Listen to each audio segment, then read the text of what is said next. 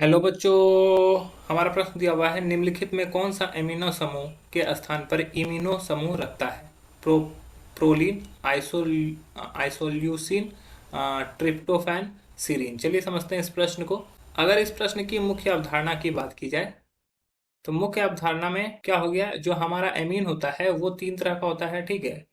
ये एमीन जो होता है इसमें क्या होता है कि अगर एन पर दो एच ग्रुप प्रेजेंट हो, ठीक है, और एक आर ग्रुप प्रेजेंट हो और एक हमारा लोन पेयर हो, तो वो हमारा एमीन है।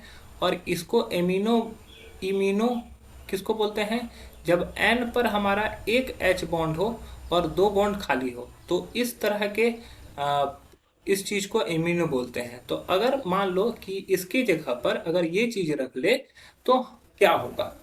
तो हम लोग यहाँ पर सभी के स्ट्रक्चर को समझते हैं पहले। प्रोलीन। प्रोलीन का जो स्ट्रक्चर होता है वो कुछ इस प्रकार से होता है। ये हमारा ये है एन और ये है एच, और यहाँ पर हो जाता है हमारा COOH।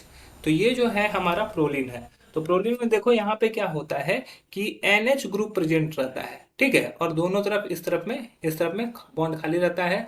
तो यहाँ पर ये जो है हमारा पहला ही ऑप्शन जो होगा वो सही हो जाएगा। फिर दोगा आइसोल्यूमिन। आइसोल्यूमिन का फॉर्म जो स्ट्रक्चर होता है वो कैसा होता है?